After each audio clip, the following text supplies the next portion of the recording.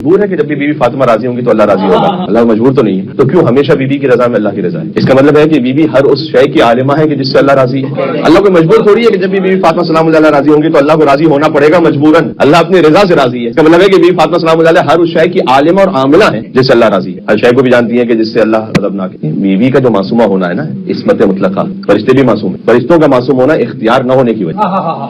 وہ گناہ کر ہی نہیں سکتے۔ بیوی کا معصومہ ہونا علم اور اختیار ہونے کی وجہ سے۔ تو اللہ سبحانہ و تعالیٰ کی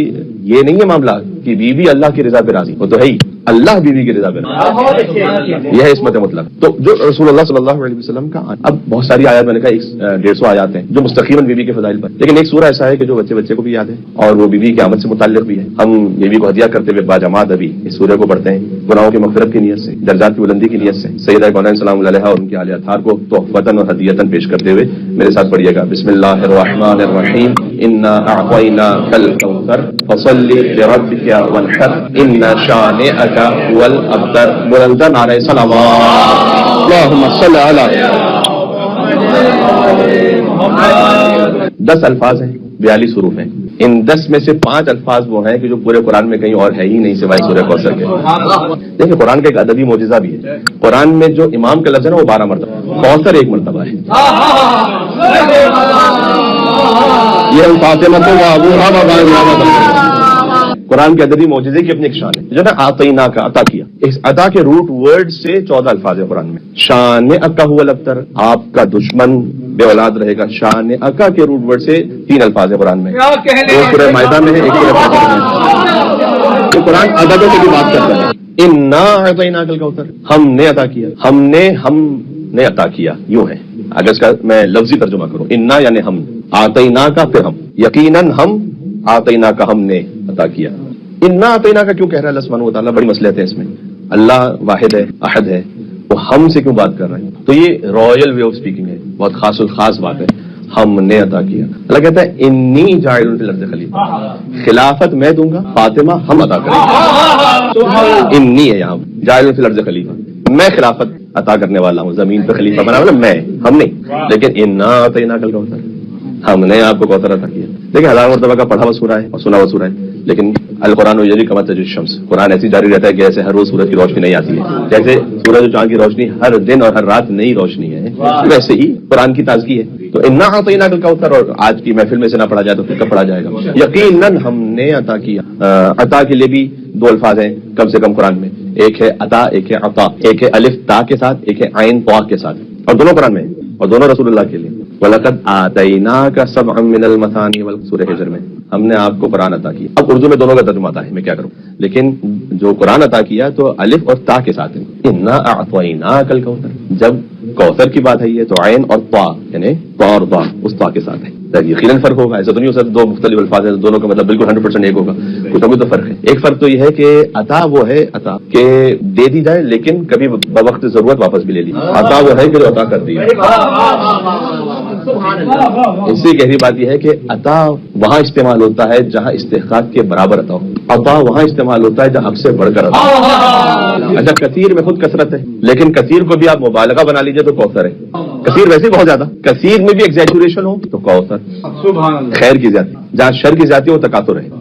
الہاکم التکاثر، جہاں خیر اپنی پوری زیادتی کے ساتھ ہو یعنی پورے اضافے کے ساتھ، وہ ہے کوثر۔ کیونکہ کثیر کا جو لفظ ہے وہ مثبت بھی استعمال ہوتا ہے منفی بھی استعمال ہوتا ہے۔ وَلَقَدْ ذَرَأْنَا لِجَهَنَّمَ كَثِيرًا مِّنَ الْجِنِّ وَالْإِنسِ لَهُمْ قُلُوبٌ لَّا يَفْقَهُونَ بِهَا وَلَهُمْ أَعْيُنٌ لَّا يَسْمَعُونَ بِهَا، سورہ اعراف کی آیت ہے۔ ہم کثیر جن و انس کو بھر دیں گے جہنم کی آگ سے، دل ہے سوچتے نہیں، آنکھیں ہیں دیکھتے نہیں، کان ہے سنتے نہیں، اولئک کالانعام، یہ جانوروں کی طرح بل ہم اضل، اس سے بھی بدتر ہیں، اولئک هم الغافلون، یہی غفلت میں پڑے ہوئے ہیں۔ ہم آنکھیں دیکھتے نہیں کا مطلب کیا ہے؟ جو ہم دکھانا چاہتے ہیں وہ نہیں دیکھ، یہ نہیں کہ آنکھیں اور دیکھ نہیں رہے، وہ اندھے نہیں ہے ظاہری طور پر، آنکھیں ہیں دیکھ بھی رہے ہیں، لیکن جو ہم دکھلانا چاہ رہے ہیں ویسے نہیں دیکھ رہے، جو ہم سنوانا چاہتے ہیں وہ نہیں سنتے، اور جو ہم ان کے دل میں خیال ڈالنا چاہتے ہیں وہ نہیں اپنے دل اور وجود میں لے کر آتے۔ تو بہرحال یہ وَلَقَدْ ذَرَأْنَا لِجَهَنَّمَ كَثِيرًا مِّنَ الْجِنِّ وَالْإِنسِ، کثیر کا لفظ ہے مثبت منفی دونوں میں، کوثر کا لفظ فقط وہاں پر ہے کہ جہاں پر پورا خیر برکت و کثرت کے ساتھ ہو، یہ ہے انا اعطیناک الکوثر۔ لازمی سی بات ہے کہ کوثر کا ایک مصداق یقیناً جنت کی نہر بھی ہے، لیکن جنت کی نہر دے کر اللہ سبحانہ و تعالیٰ اپنے حبیب کے لیے ناز نہیں کرے، اس نے تو پوری جنت دی ہوئی ایک نہر کیا بلکہ نوازوں کو جنت کا مالک بنایا ہے۔ تو ایک مصداق تو ضرور ہے، لیکن اس سے کوئی خاص ایسی بات ہے کہ ان شانئک هو الابتر، اس کا قرینہ ہے کہ بات کیا ہو رہی ہے کہ اللہ سبحانہ و تعالیٰ نسل سادات کو اتنا زیادہ اس میں کثرت عطا کرے گا، اور حضرت سیدنا سلام اللہ کے وجود اثر سے اس خیر اور برکت کو اللہ سبحانہ وتعالیٰ قیامت تک جاری و ساری رکھے گا کہ 18 سال کا سن ہو فقط قیامت تک کی جو حاجتوں کو پورا کر دے وہ ہے فاطمہ الزہرا۔ یہ انا اعطیناک الکوثر فصلی لربک وانحر۔ آپ بس جب ہم نے آپ کو کوثر عطا کیا ہے تو آپ نماز پڑھیے اور اپنے رب کی طرف بڑی قربانی پیش کیجیے۔ رک جائیے گا یہاں، قرآن کو قرآن سے ملائیے۔ اذا جاء نصر اللہ والفتح ورأیت الناس يدخلون في دین اللہ افواجا فسبح بحمد ربک واستغفر انہ کان۔ جب اذا جاء نصر اللہ والفتح، جب اللہ کی نصرت آ پہنچے اور فتح مبین آپ کو مل جائے، ورأیت الناس يدخلون في دین اللہ افواجا، اور آپ دیکھنے لگے ہیں کہ جوق در جوق لوگ دین میں داخل ہو رہے ہیں، یعنی تقریباً پورا مکہ مسلمان ہو گیا، ظاہری طور پر کم سے کم صحیح، سب کے سب ہم مسلمان ہوں، تو ہزاروں اور لاکھوں لوگ جب مسلمان ہو جائیں تو آپ کیا کیجئے؟ فسبح، تسبیح کیجئے، یعنی حضور کا ایک سبحان اللہ کہنا کروڑوں انسانوں کے لا الہ الا اللہ محمد رسول اللہ کہنے کے برابر ہے۔ جب کروڑوں انسان اور قیامت تک کے لیے جو انسان مسلمان ہوتے رہیں گے، اس کے برابر میں، اس کے عوض میں آپ شکر ادا کیجئے کہ ایک تسبیح کیجئے اور کہیے سبحان اللہ۔ کروڑوں انسانوں کا مسلمان ہونا رسول اللہ کے ایک سبحان اللہ کے برابر ہے۔ کیا کہنے بھائی، سیدہ کا خالی زمین پر آنا کا فصل پہ نہیں ہے، خالی تصویر نہیں ہوگی، فصلی لربک وانحر۔ سید اسلام اللہ کا وجود ہے فقط زمین پہ تشریف لے آئے، فصلی لربک وانحر، آپ نے رب کی نماز پڑھی۔ ابھی عام انسانوں کے لیے گفتگو اس طرح سے بھی، کیونکہ عام انسانوں کی بھی سورہ ہے نا، فصل لے، تو نماز پڑھو اپنے رب کی، لربک، تو اللہ محتاج نہیں تمہاری نماز، لربک، چونکہ اللہ تمہارا مربی ہے، تم اپنی تربیت کے لیے نماز پڑھو تاکہ اس کی جانب سے تمہیں تربیت عطا ہوتی ہے۔ فصلی لربک وانحر، اور بڑی قربانی دیں، وذبح نہیں ہے، ذبح نہیں ہے، وانحر، نحر، نحر کہتے ہیں بڑی قربانی کو، قرآن میں ذبح کا لفظ بھی ہے۔ فلما بلغ معه السعي قال يا بني اني ارى في المنام، میں نے خواب میں دیکھا ہے، انی اذبحک، بیٹا میں تمہیں ذبح کر رہا ہوں، فانظر ماذا ترى، تو بیٹا کیا خیال ہے، قال يا ابت افعل ما تؤمر، تو آپ وہ کر دیجیے جس کا آپ کو اللہ نے حکم دیا، ستجدنی انشاءاللہ من الصابرین، انشاءاللہ مجھے صبر کرنے والوں میں سے پائیں گے۔ فلما اسلم وتلہ للجبین، جب دونوں سے تسلیم خم ہو گئے، ابراہیم علیہ السلام نے اسماعیل کو پیشانی کے بل لٹا دیا، تو اللہ کی صدا آئی کہ ونادینا ہو یا ابراہیم، فصدقت، رو، آپ کتنا خفت کر دکھایا، اور اس میں تو کھلا ہوا امتحان تھا اللہ کی جانب سے۔ ہم نہیں چاہتے تھے کہ اسماعیل ذبح ہو جائے، ہم چاہتے تھے کہ آپ اسماعیل سے گزر سکتے ہیں، نہیں گزر سکتے، اللہ کے حکم کے مطابق یہاں پر آپ ذبح کیجیے۔ حضور مکرم کو کوثر عطا، فصلی لربک، آپ نماز پڑھیں اور ایک بڑی قربانی دیں، وانحر، فصلی لربک وانحر کی عملی تفسیر آپ کو دیکھنی ہو تو سجدہ امام حسین کو دیکھیں، ایک آیت میں صلی بھی ہے، وانحر بھی ہے، جیسے امام حسین کے بابا نے کیا تھا، اقیم الصلاۃ وآتوا الزکاۃ، نماز قائم کرو، زکات ادا کرو۔ اس ایک آیت پر، ایک عمل میں علی بن ابی طالب نے ایسے اس پر عمل کیا کہ حالت رکوع میں علی بن ابی طالب نے زکات دی، تو اقیم الصلاۃ بھی تھا، آتوا الزکات بھی تھا۔ اب عبداللہ حسین کا جو سجدہ ہے صلی لربک بھی ہے، وانحر بھی ہے، ان شانئک هو الابتر، یہ کوثر کی شان۔ کبھی کسی کی 10 اولادیں ہوں لیکن ساری ناخلف ہوں، کبھی کسی کی ایک بیٹی ہو لیکن باپ کے لیے باعث زینت ہو، کوثر سمجھ میں آ رہا ہے؟ ہر وہ کثرت جس میں خیر ہی خیر ہے۔ عام مثال دے رہا ہوں، ہو سکتا ہے کسی کے پاس سینکڑوں قلم ہو، ایک ڈھنگ کا صفحہ نہ لکھ پائے، کسی کے پاس ایک قلم ہو اور سینکڑوں علمی صفحات لکھ۔ ایک ہمارے استاد محترم تھے قومی، وہ کہتے تھے کہ زیادہ مسلح گھر میں ہونے سے انسان نمازی نہیں ہوتا۔ کسی کے گھر میں ہو سکتا ہے بہت زیادہ مسلح، سجدگاہیں بہت زیادہ ہوں لیکن پھر بھی نماز قضا کرنے والا ہو، ہاں، اور کسی کے گھر میں فقط ایک سجدہ ہو، سجدگاہ ہو۔ اور تو بات یہ ہے کہ کوثر یعنی جس میں ایسی کثرت ہے کہ خیر و برکت ہے، جس میں کوئی نقص نہیں، جس میں کوئی کمی نہیں ہے، یہ ہے سورہ کوثر۔ مختصر میں نے آپ کی خدمت میں عرض کر دیا، بہت گنجائش ہے کہ اس میں بھی بات ہو سکے، پھر کبھی اور صحیح۔ 5 ہدیے ہیں کم سے کم جو اس وقت میں پیش کر رہا ہوں، ورنہ ان کی زندگی کا لمحہ بلمحہ عنایتیں ہیں، لیکن 5 ہدیے کم سے کم ایسے ہیں جو حضرت سیدہ کونین سے اب تک ملے ہیں۔ ایک ہے عمومی ہدیہ، ایک ہے خصوصی ہدیہ، ایک ہے آفاقی ہدیہ، ایک ہے کہہ سکتے ہیں آپ ہدایت کے اعتبار سے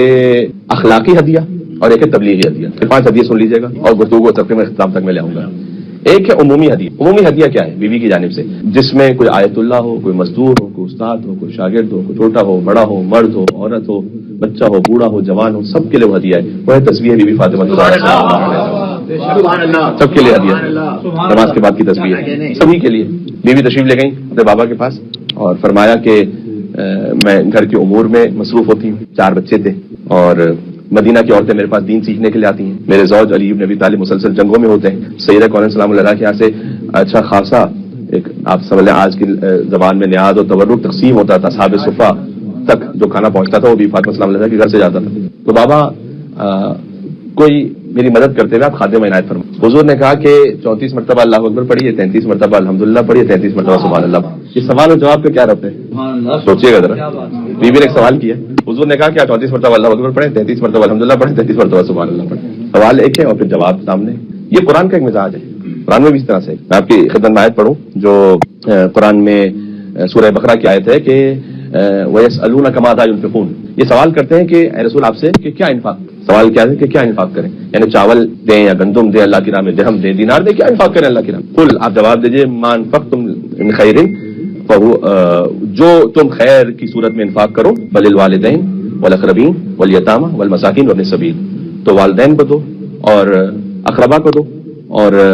یتیم کو دو، مسکین کو دو، اپنے سبیل کو دو۔ سوال تھا کہ کیا انفاق کریں، اللہ نے جواب دیا کس کو انفاق کریں، یعنی اللہ نے ایک اور اہم چیز بتائی کہ کچھ بھی انفاق کرو، کچھ بھی تو انفاق کرو۔ دیکھو سب سے پہلے دیکھو کہ والدین کو پہنچا یا نہیں پہنچا، پہلا حق ہے والدین کا، والاقربا، اس کے بعد ہے قرابت داروں کا، پھر ہے یتیموں کا، پھر ہے مسکینوں کا، پھر وہ مسافر کو جو سفر میں قضا دے رہا گم کر چکا ہو، یہ ترتیب ہے۔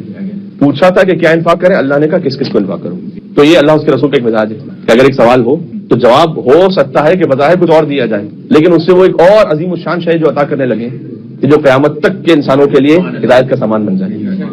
بیوی نے کہا کہ مجھے خاتمہ عطا فرما دیں کہ آپ 34 مرتبہ اللہ اکبر پڑھیں، 33 مرتبہ الحمدللہ پڑھیں، 33 مرتبہ سبحان اللہ۔ بیوی میں نے کیا خود عالمہ غیر معلمہ کی والدہ ہے، امام حسین السلام کی معلمہ ہے، تو کیسے ممکن ہو سکتا ہے کہ بیوی یہ نہ جانتی ہوں، لیکن حضور مکرم نے ایک تحفہ تھا کہ جو عطا کرنا تھا بیوی کے ذریعے سے عطا ہونا تھا، یہ عمومی ہدیہ اور تحفہ ہے، ہر ایک پڑھے، مجتہد ہو، مرجع تقلید ہو، جاہل ہو، کوئی کچھ بھی ہو، امیر ہو، غریب ہو، وہ ہر نماز کے بعد تسبیح بھی فاطمہ الزہرا سلام اللہ علیہ کو پڑھے۔ یہ بیوی کی جانب سے ایک عمومی ہدیہ ہے کہ جو عطا مل کر صلوات بھیجیں، نام بیوی فاطمہ الزہرا سلام اللہ علیہ۔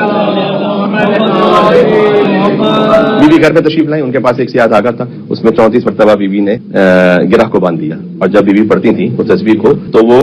ایک ایک گرہ سے آگے بڑھا کر تسبیح پڑھتی تھی۔ یہ انسانوں کے لیے ہدایت رہے کہ آپ نے کیسے تسبیح پڑھنی ہے۔ پھر حضرت حمزہ سید الشہداء کی جب شہادت ہو گئی، حضور مکرم کی جب وفات ہو گئی تھی تو بیوی پھر جاتی تھی عہد، اور ہر پیر اور جمعرات کو وہاں جا کر گریہ فرماتی تھی، اور حضرت سید الشہداء کی قبر کی تسبیح، حضرت حمزہ سید الشہداء ان کی قبر کی جو خاک تھی اسے تسبیح بنائی بیوی نے، اس سے دانے بنا لیے، اور پھر بیوی اس پر تسبیح پڑھا کرتی تھی، اور بیوی نے اپنے عمل سے سمجھایا کہ جو سید الشہداء ہو اس کی خاک سے تسبیح بنانا وہ بدعت نہیں ہے، وہ سنت فاطمہ الزہرا سلام اللہ علیہ۔ ایک یہ تحفہ ہے، ایک بیوی کی جانب سے خصوصی تحفہ ہے جو خاص ان کے معصوم بچوں کو عطا ہوا، وہ ہے مصحف فاطمہ الزہرا سلام علیہ۔ وہ عمومی نہیں ہے، وہ ہر ایک کی دسترس میں ہی نہیں ہے، کیونکہ مصحف فاطمہ الزہرا سلام علیہ پہ میں پوری گفتگو کر چکا ہوں، لہٰذا آپ کے اذہان میں اگر وہ گفتگو ہے تو ائمہ علیہ السلام تو فخر کرتے تھے اس بات پر کہ ہمارے پاس ہے مصحف فاطمہ، اپنی امامت کی نشانی کے طور پر کہتے تھے، اگر کسی نے امامت کا دعویٰ کیا تو امام کہتے تھے کہ اس کے پاس ہے کیا مصحف فاطمہ، یعنی امامت کے لیے ضروری ہے کہ اس کے پاس ہو مصحف فاطمہ۔ اور اگر امام علیہ السلام سے پوچھا جاتا کہ فلاں واقعہ کیسے پیش آئے گا اور کیا ایسا ہے کہ اس کو حکومت مل جائے گی، اس کو مملکت مل جائے گی، تو امام کہتے تھے کہ اس کا نام نہیں ہے مصحف فاطمہ، اسے نہیں ملے گی، جس میں قیامت تک کے حالات کا ذکر ہو، جس میں تمام انبیاء کا ذکر ہو، جس میں تمام اوصیاء کا ذکر ہو، جس میں تمام اولیاء کا ذکر ہو، قیامت تک کے حالات کا ذکر ہو، وہ ہے مصحف فاطمہ الزہرا سلام اللہ علیہ۔ جبریل نے اللہ کی جانب سے پڑھا، مولا علی نے لکھا، جس میں امام نے فرمایا کہ قرآن کی کوئی ایک آیت بھی نہیں ہے لیکن قرآن کے 3 برابر ہے۔ اگر اس وقت قرآن کی 6,500 آیتیں ہیں تو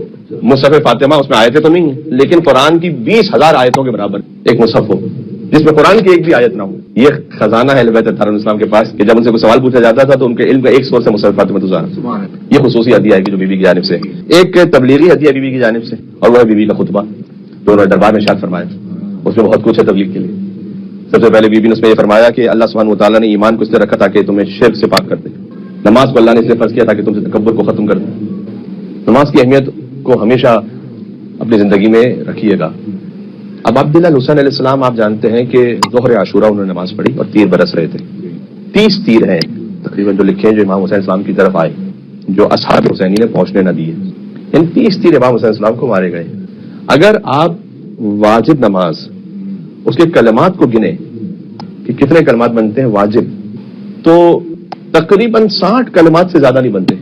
یعنی ہر 2 لفظ کے بعد امام پر ایک تیر آ رہا تھا۔ اللہ نے نماز کو اس لیے فرض کیا تاکہ تم سے تکبر کو دور کر دے، تاکہ تم اللہ کی کبریائی کا اعلان کرو۔ یہ حضرت سیدہ کا خطبہ ہے، وہاں سے سنا رہا ہوں۔ اللہ نے زکوٰۃ کو اس لیے فرض کیا تاکہ تمہارے نفس کو پاک کر دے، تمہارے مال کا تزکیہ کر دے، جب آپ اللہ کی راہ میں دیں گے تو آپ کا مال پاک ہو رہا ہے۔ روزے کو اس لیے فرض کیا تاکہ اخلاص عطا ہو جائے، روزہ فقط وہ واحد عبادت ہے جس میں کچھ کرنا نہیں ہے، کچھ نہیں کرنا ہے، کھانا نہیں کھانا ہے، پانی نہیں پینا ہے،